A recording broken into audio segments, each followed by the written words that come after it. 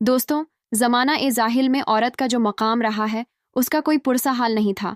उसकी तज़ल के लिए उसका औरत होना ही काफ़ी समझा जाता था। तो फिर आइए सैयदी मोहम्मद मुस्तफ़ा सल्लल्लाहु अलैहि वसल्लम की रोशनी बनकर आज जो वाक़या मैं आपको सुनाने जा रही हूँ, तो यह किस्सा सुनकर आप भी हैरान रह जाएंगे। औरत पर बेइंतहा जुल्म की यह दास्तान है। एक जालिम शराबी शौहर ने हद कर दी। अपने जुल्म की अपनी बीवी पर उसने इस तरह से जुल्म की, और उसकी बीवी ने जो सब्र किया, तो क्या उसको उसका अजर मिला? और क्या हुआ अंजाम उस जालिम आदमी का, यह जानने के लिए हमारी वीडियो को आखिर तक ज़रूर देखिएगा। और इसी के साथ अगर आप चैनल पर नए आए हैं तो चैनल को ज़रूर सब्सक्राइब कर लें। इस्लाम के बारे में जो बातें की जाती है कि इस्लाम में बहुत सख्ती है, औरत पर तो ऐसा बिल्कुल नहीं है, बल्कि सही बुखारी की हदीस मुबारका है।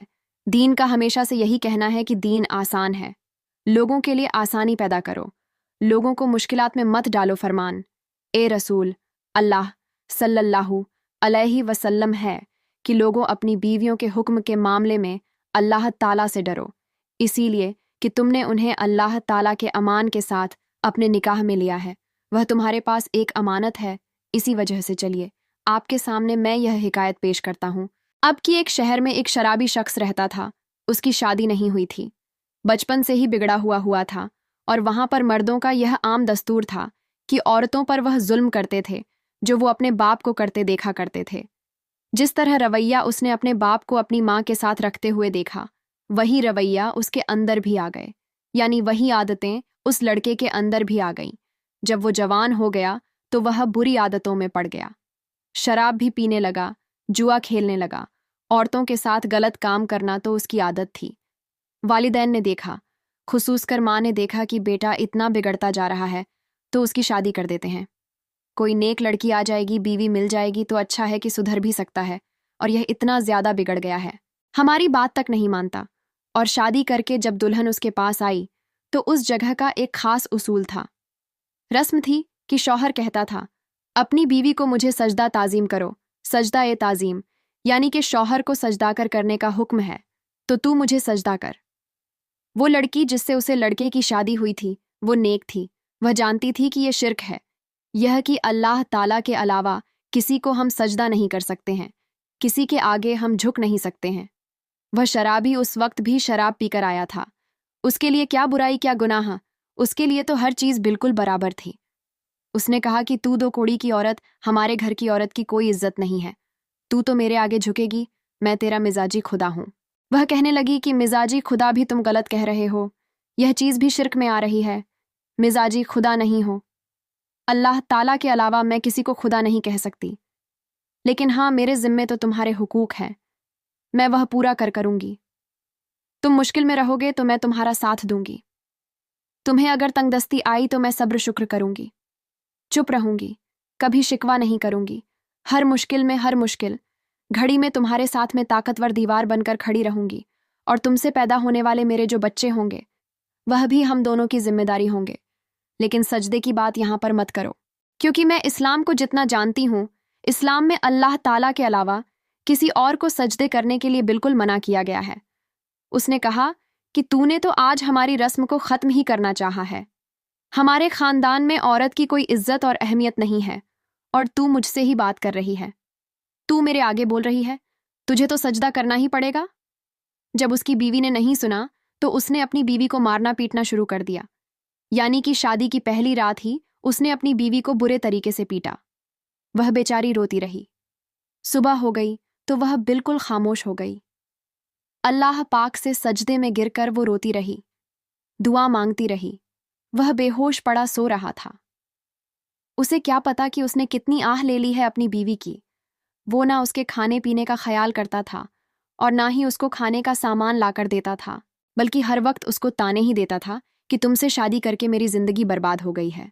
अपनी तरफ से तो बहुत शेर था, अपने आप को खुदा समझ रहा था। मैं तुम्हारा शौहर हूं, तुम्हें तो मेरे आगे झुकना ही पड़ेगा, मेरी ही बात सुननी पड़ेगी। नौकरानी बनकर आई हो, मेरे घर में नौकरानी बनकर ही रहो। तो ऐसे में वह इबादत करती, और जब भी यह इबादत करती तो यह उसे इबादत करते हुए देखता और कहता कि तूने मुझे सजदा तो किया ही नहीं, अपने अल्लाह को तू सजदा करती रहती है।